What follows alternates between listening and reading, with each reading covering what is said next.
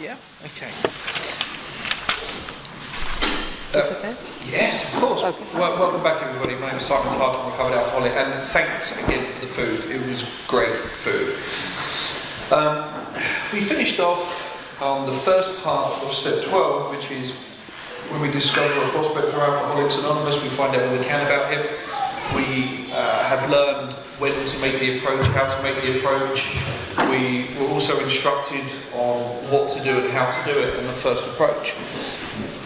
We've been asked to explain the difference between the program and the fellowship, and we've been asked to, once the prospect has been qualified or diagnoses himself and identifies as a real alcoholic, we have been asked to talk to him about the fatal nature of the malady, the fatal conditions of mind and body that accompany it.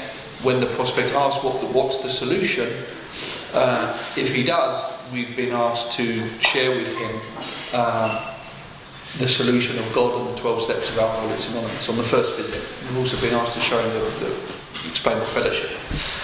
So we finished page 95, and if the prospect does show interest, we lend him a copy of the book for him to review, and if he doesn't want to proceed, to stay friends, let it go at that, and remain buddies. And now we go on to suppose you are making your second visit to a man, and that's midway through 96. This is 12-step call done, qualified, book given, and now we're making the second visit. And this is where the chapter changes from initial approach and 12-step into the role of a sponsor. So it says, suppose you are now making your second visit to the man, a man, sorry. He has read this volume and says he is prepared to go through with the 12 steps of the program of recovery. Great. Having had the experience yourself, you can give him much practical advice. If you haven't had the experience yourself, don't give him any advice. Send him to someone who has had the experience, because you can only transmit something that you have had. Can I actually say something real quick with that? You can indeed. Because just quickly, when we say the experience, sometimes the reason we feel nervous to work with others is because we haven't had the feeling of a great, big, profound epiphany hitting us. And we think that we're supposed to have had that experience. The same experience that Bill had. Barn-burning spiritual experience, yeah. Right. The experience we're talking about is, have I worked these steps and had an experience that has left me free from the desire to drink? There's the educational variety of the religious experience, or the spiritual experience, that we haven't really gone into, but it's in the very back of the book. Please, again, like I said, this isn't a feelings illness, and it's not a feelings solution either. Freedom isn't a feeling necessarily, it's a state of being, and it doesn't necessarily hit us like a drink or a drug. It's something where, in my experience, for example, I didn't feel the way that speakers looked, right? Until after I started working with others. Yeah. But I had the experience of working the steps, and I hadn't had a drink, and so I knew how to do that much. I knew how to work the steps. I knew how to tell you how I worked the steps, just to be clear about that. Yeah? Yeah, thank you, Caroline. And again, just to refer what Caroline said, is that the first 11 steps have already produced a spiritual awakening or experience. Now, if we go to the appendix in the back of the book, which is about spiritual experience, it says that they can manifest itself in various forms, but it actually shows that it says it's the personality change sufficient to recover from alcoholism. Now that can be the awakening, a series of awakenings over a slower period of time, or it can be an entire all at once an event of a spiritual experience. And each person's is different. You can't guarantee what it's going to look like for each and everybody and what their God will do with them. But one thing we can guarantee is if you work the 12 steps, you will have that. It's guaranteed that you will have that. So having had the experience yourself, and exactly as Caroline said, I've had the experience of working the previous 11 steps, and I can show you how to do that so that you get to a point when you can pass that on and you would have had the necessary essential psychic change. You can give him much practical advice. What they're alluding to there is the practical advice around how to work the steps, not practical advice on what to do with your marriage, what to do with your kids, what to do with your relationship, what to do with your money, what to do with your job. That's not the role of a sponsor. The role of a sponsor is to show the person how they work the 12 steps and to help them gain access to that power. Teach them about the traditions, show them how to work with others, talk to them about the concepts, teach group etiquette, some stuff around that, when to turn up to the meeting, before, how to share in a meeting, what not to share, just some group etiquette, simple stuff, how to dress, men and women. It's a spiritual entity. Peter talked about it, it's a sacred place, Some sort of sponsorship stuff around the fellowship and that kind of stuff, but the main deal is practical advice around how to work the steps. Let him know you are available if he wishes to make a decision, step 3, and tell his story, step 5. But do not insist upon it if he prefers to consult someone else. And it kind of goes into some advice around finances and motives. It says he may be broken homeless. If he is, you might help him getting a little job or give him a little financial assistance. You should not deprive your family or creditors of money they have. That implies we should be working with others while we're making our amends. Yeah? So we kind of combine it. Be sure to use discretion. Be certain he will be welcomed by your family and that he is not trying to impose upon you for money, connections and shelter. You may be making it impossible for him to be insincere. You may be aiding in his destruction rather than his recovery. And I have made mistakes in this area when I first started working with guys. There were street drunks, and I was so desperate for them to get this more than they were themselves. And I've been guilty of I thought I was trying to help the person because he appeared sincere. But my experience has been that with working with men on the street, they have learned survival techniques. They know what to say, they know how to say it, they know how to get what they want from people. And I made some mistakes very early on. I was so keen, I just caught on fire with this. I was just starting to work with people, and I was working with some really bad cases. And I was like, I'll put him in a hotel overnight, I'll give him some clothes, put him up, and then, he said he's going to do a second step with me tomorrow, great. And it ended up, giving him some clothes and putting him in a hotel room, and then it was like, well, maybe that's probably not the right thing there. Because then he disappeared and we never saw him again. But I think it's okay if they're sincere and if they show they're taking action and they're kind of into their 4th step, they're doing their 5th step. If they're serious and sincere, the book says is that we go to great length to secure jobs, to help out, provide financial assistance. But it's about them having the right motive.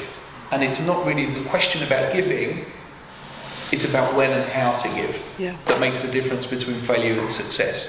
So again, it was through making mistakes in the early times, but then sitting down and using the book as the guide and looking at what I could have done differently and what I can do differently next time. So it says never avoid these responsibilities. Responsibilities, not choices or options. This is what I have to do if I want to remain sober. But be sure you are doing the right thing if you assume them. Helping others is the foundation stone of your recovery, and a kindly act once in a while isn't enough. You have to act like it's Samaritan every day. And this is what it's called the 12 step promises. And if you want to know what life is like in the trenches and on the firing line carrying this message, read on. It says, it may mean the loss of many nights' sleep.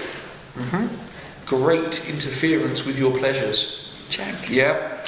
Interruptions to your business. Check. Yeah. It may mean sharing your money and your home. Yeah. Counselling frantic wives and relatives. Yeah. Innumerable trips to police courts, sanitariums, hospitals, jails and asylums. That's better than a summer vacation. Your telephone may jangle at any time of the day or night. Your wife may sometimes say she is neglected. A drunk may smash the furniture in your home or burn a mattress. You may have to fight with him if he is violent. Sometimes you will have to call a doctor and administer sedatives under his direction. Another time you may have to send for the police or an ambulance. Occasionally you will have to meet such conditions. Now I've experienced a lot of this stuff, and when I first got sober through the book, which was several years ago now, I was instructed to go and carry this message immediately as I was cleaning up my amends and working with 10 and 11. And I've been working with men regularly for the past 14 years, constantly on the firing line, and I have experienced all of this. But would I rather experience that, or would I rather experience what untreated alcoholism does to me? And what this program demands of me is absolutely nothing compared to what untreated alcoholism demands of me. It really is, the self-sacrifice that this program demands of us is nothing compared to the peace, the sanity and serenity that I get back. And it says that though an alcoholic does not respond, there is no reason why you should neglect his family. You should continue to be friendly to them. The family should be offered your way of life. The introduction of Al-Anon and the introduction of the family adopting a spiritual basis of life. And I have a responsibility to bring the family into a spiritual way of living if they wish to do it and if they care to have it. That's part of the deal. Yes, the drunk is dying, but the book says further on, it says that the wife or child of an alcoholic is very, very sick. To some extent, the whole family is entirely ill. And we have a responsibility to talk about the fellowship, about Al-Anon, to help the family come into a spiritual way of life. I've sat down with families and helped there and given guidance on and put them in touch with Al-Anon, because it's what they did in the first early days. And then it goes on to say that the type of alcoholic who is able and willing to get well, little charity in the ordinary sense of the word is needed or wanted. The men who cry for money and shelter before conquering alcohol are on the wrong track.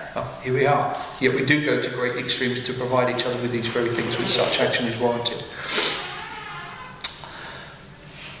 Next paragraph, and I'll carry on. But it says, it's not the matter of giving that is in question, but when and how to give. That often makes the difference between failure and success. The minute we put our work on a service plane, the alcoholic commences to rely upon our assistance rather than God. And that's why any information to the alcoholic that is about human power and isn't about God's power is detrimental to the alcoholic's recovery. Because if they say, oh, well, just make the group your higher power, GOD, good group of drunks, or good orderly direction. And I understand what the meaning is there, but it's watering down the actual power behind the word God and placing it upon humans. I would not hand my will and my life over to a group in Alcoholics Anonymous, because I would expect them to give me advice and guidance. Yeah, if I'm handing my will and my life over to them, they're going to be telling me what to do, and why would I do that? I'll end up drunk. It has to come from God. So if the alcoholic is relying on human-powered direction, we're doing him a disservice. Oh, we'll bring your problem to group and let them sort it out. No, that's human power. The group can't fix me. The group can't change what's going on inside. I need somebody to point me in the direction, in action I need to take to get connected to God, so that God can tell me what to do. And it says here, once more, more about alcoholism, it says once more, the alcoholic at certain times has no effective mental defence against the first drink. Except in a few rare cases, neither he nor any other human being can provide such a defence. His defence must come from a higher power. My job is to help the alcoholic take the 12 steps of Alcoholics Anonymous. Then God kicks in, and then God gives that person's guidance. That's the deal. Some of us are taking very hard knocks to learn this truth. Job or no job, wife or no wife. We simply do not stop drinking so long as we place dependence upon other people ahead of dependence upon God. Full stop. End of statement. Okay. Yeah. That's huge. And if it seems at any point like I'm belaboring this point as well, it's only because for so many years it was, it seemed like, no, it didn't seem like. I watched people become sponsor dependent. People did not know if they should take a job or not take a job, and would only do what their sponsor said, and their sponsor out of nowhere told them what to do. They didn't know if should I go left or right? Should I go left or right? Right. Okay. I mean, and the 11th step promises aren't, our sponsor will intuitively know how to handle our baffling situations, right? I will get to intuitively know how to handle baffling situations.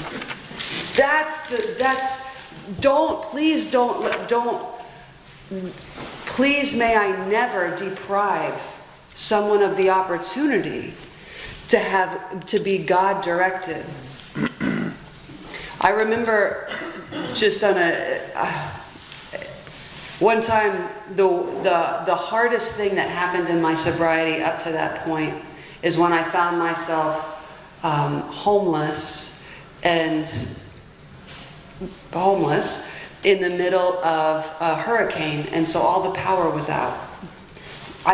There was no cell service. I couldn't call my sponsor and say, where do I go? And I remember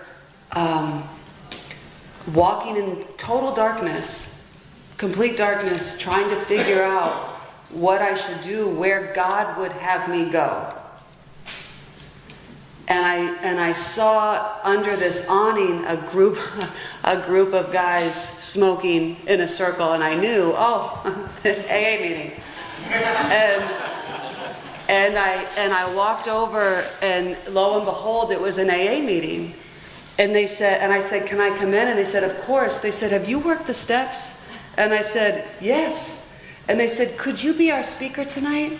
And I said, yes, I sure can. I said, is it a topic? And they said, yes, it's the promises. Specifically, we will intuitively know how to handle situations that used to baffle us. And I thought, oh my God, I sure can. I sure can. Please don't let me ever. That's so much louder than anything my sponsor ever said. Except for when she said, I don't know. That was also equally loud. Please don't let me ever outsmart God in the advice department. It's so important. When a sponsee calls me and says, what do? I say, I don't know what's blocking you from hearing God. That's the only thing I'm qualified not to even point out, but to ask. That's it. That's so much simpler because of one thing. It's the truth. Anything else I'm inventing and making up.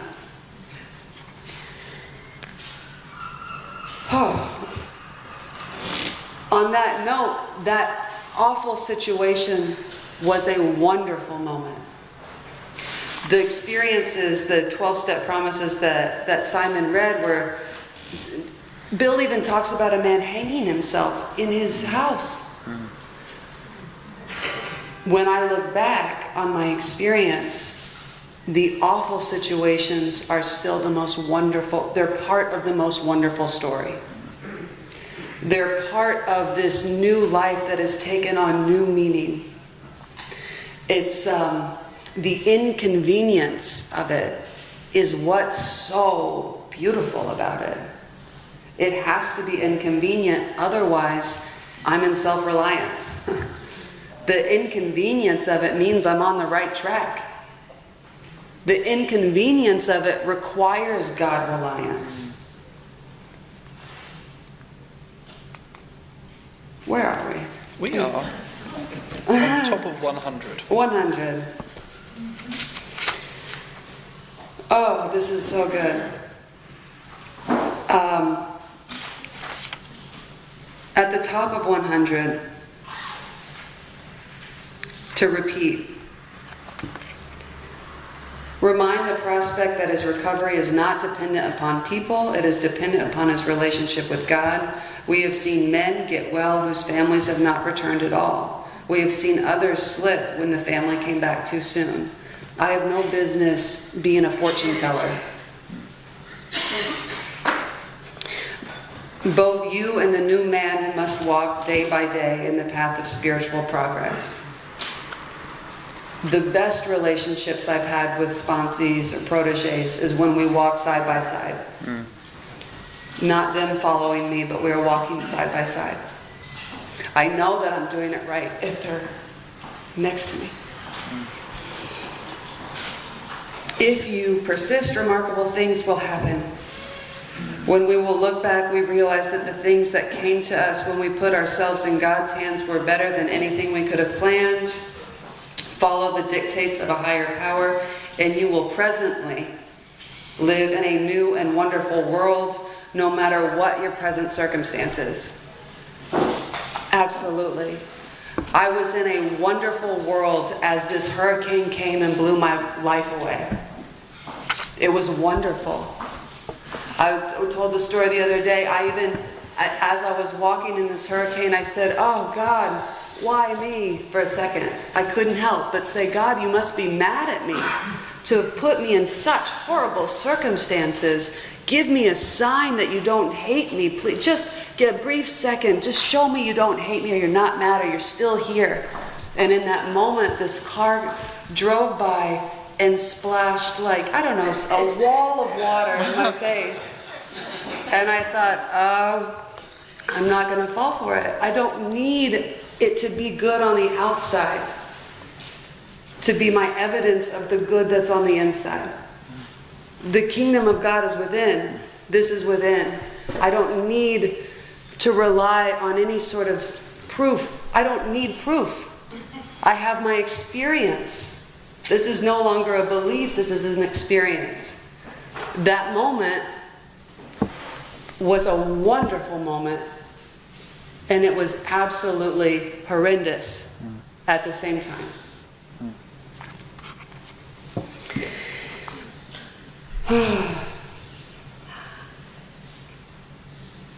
And so then it goes on to talk about how we incorporate the man's family. God bless Al-Anon. What a remarkable gift. And for many of us, especially now today in 2017, we have access to Al-Anon. We know where to point wives, husbands, children, that sort of thing. We don't get in the middle of their quarrels. We don't take sides. Oh, have you experienced this where a sponsor almost, they're like, I don't know, it's like a team or something, and they're representing their team, and they take sides, and they're always on the side. I don't know how to describe it. Do you know what I'm talking about? It's they say things like "my girl," use phrases like "my girl" or "my." It's like this, like the sponsee's representing Team Caroline and her world of sponsorship. It's crazy. That's why. No, get off my. You don't want to be on my team. My team's crazy.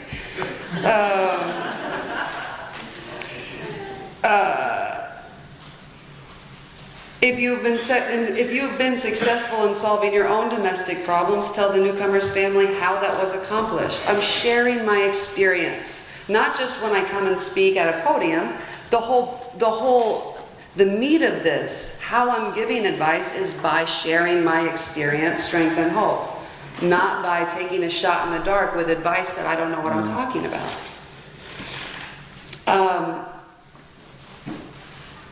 Then it goes on to one of the coolest parts of this book at the bottom of 100. Assuming we are spiritually fit, we can do all sorts of things alcoholics are not supposed to do. People have said that we must not go where liquor is served. We must not have it in our homes. We must shun friends who drink. We must avoid moving pictures which show drinking scenes. Oh my goodness. We must not go into bars. Our friends must hide their bottles if we go to their houses. We mustn't think or be reminded about alcohol at all. Our experience shows us that this is not necessarily so. This is, in my experience, this is not at all so. In spiritual fit condition, I can pour you a glass of alcohol. When I am not in fit spiritual condition, I can't even walk into a church without breaking into the communion. Right? I mean, there's not a safe space on the planet for me when I'm thinking about myself. When I'm thinking about how I can help, thank God, I have to have liquor around for people who are getting DTs. I have people close to me who relapse, and when they relapse, they will die from withdrawals. So I have to have alcohol to serve them.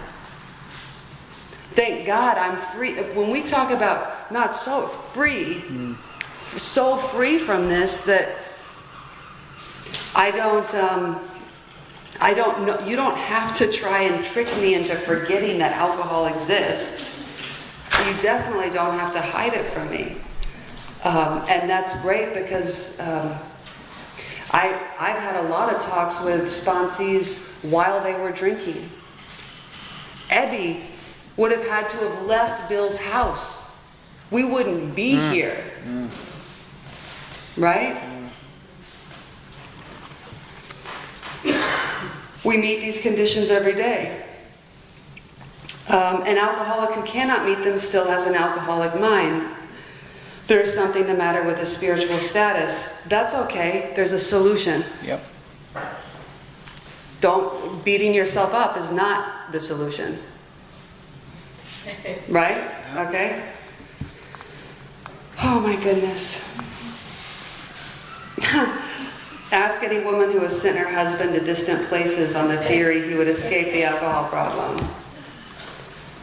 I thought, this is one of my favorite parts of the book because I think a lot of us, I know me, thought that in AA, why we went to meetings was because that's where we could forget alcohol existed. We were safe and protected from, I don't know, the alcohol monster that jumped down our throats anytime we were left alone.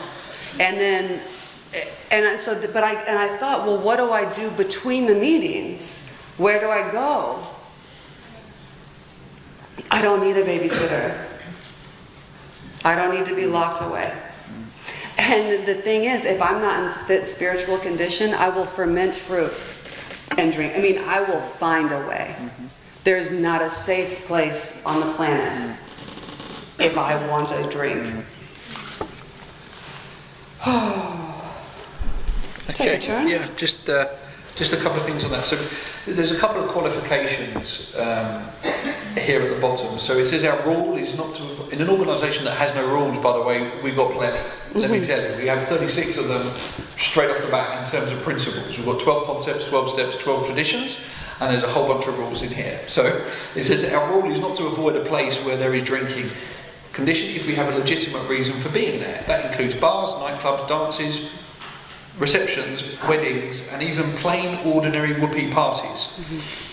To a person who has experience with an alcoholic, this may seem like tempting providence, but it isn't. And there's a couple of qualification questions. Ask yourself, and it's saying, ask yourself on each occasion, have I any good social, business, or personal reason for going to this place? What's the genuine motive? Or am I expecting to steal a little vicarious pleasure from the atmosphere of these places? Yeah? Am I going to take? Am I taking? Am I trying to be self-gratifying? Am I taking? If you can answer these questions satisfactorily, you need have no apprehension. Go or stay away, whichever seems best. But be sure you're on solid spiritual ground before you start, and that your motive in going is thoroughly good. Do not think of what you will get out of the occasion, but think of what you will bring to it. And it says here, which is the point I was trying to make, if you are shaky, it doesn't say go to a meeting and share about it. Mm-mm. It says if you are shaky, you had better work with another alcoholic instead. So our marching orders to continue working with others.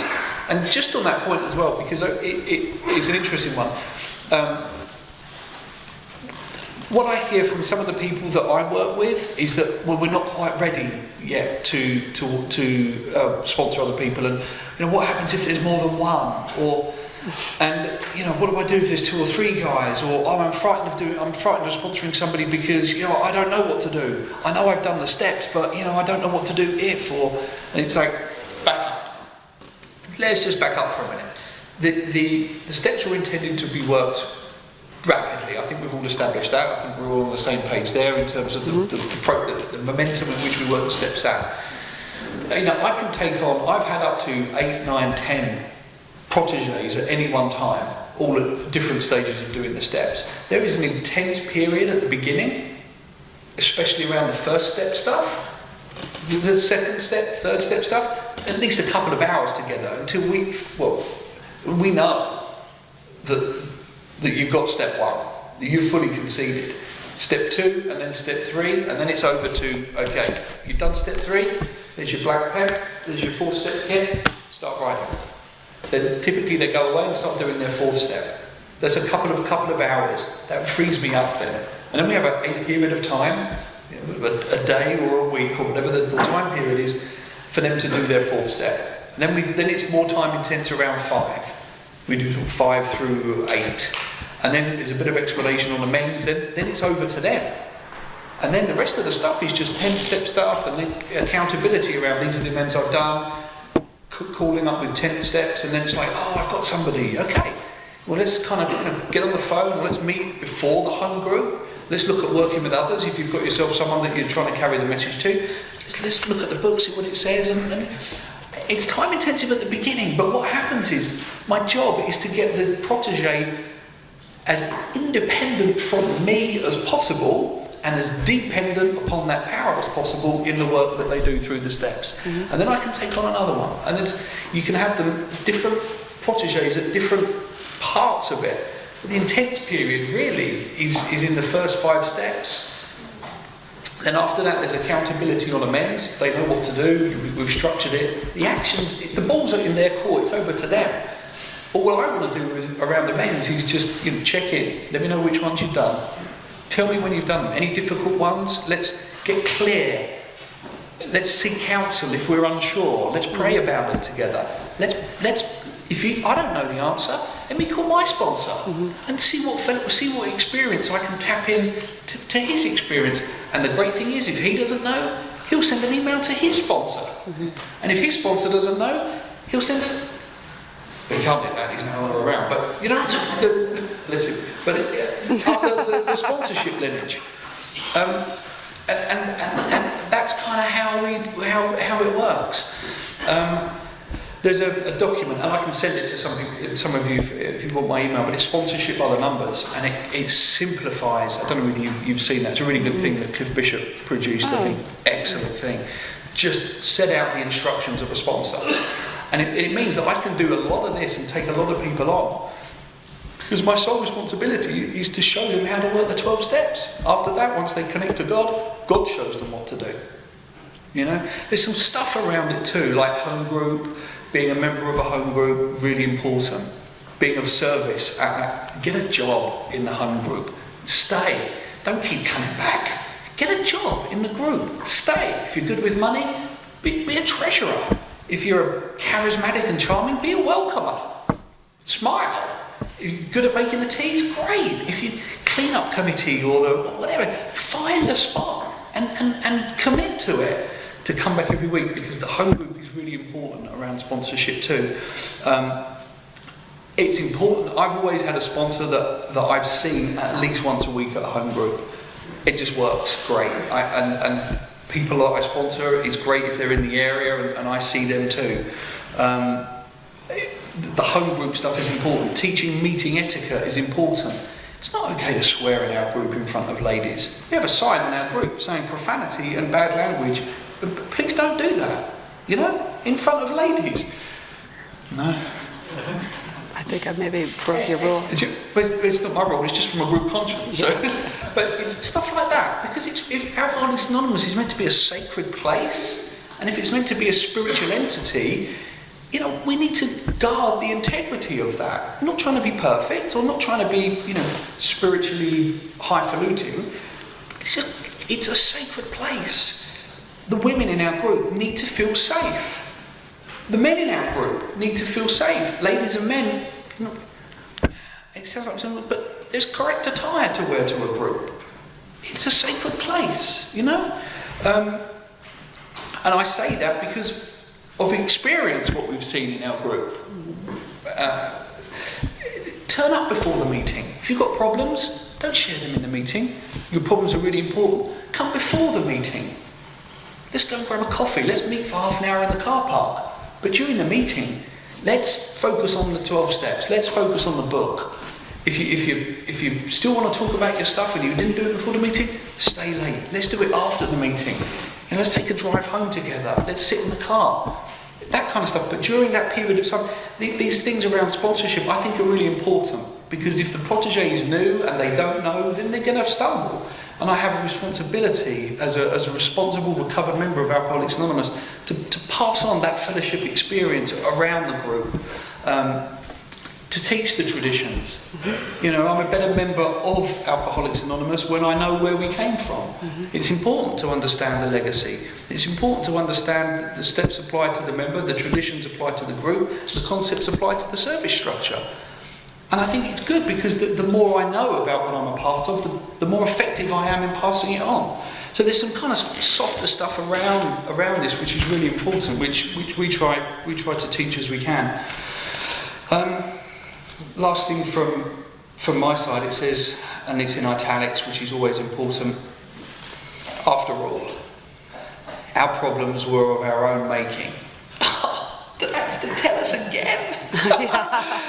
Haven't we got it yet? Besides, bottles were only a symbol. Besides, we have stopped fighting anybody or anything, including middle of the road Alcoholics Anonymous. We have to.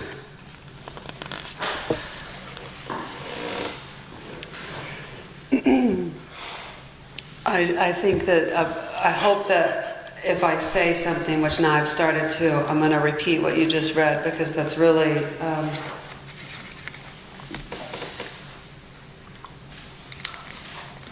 no, I think that that's probably the best thing to end on.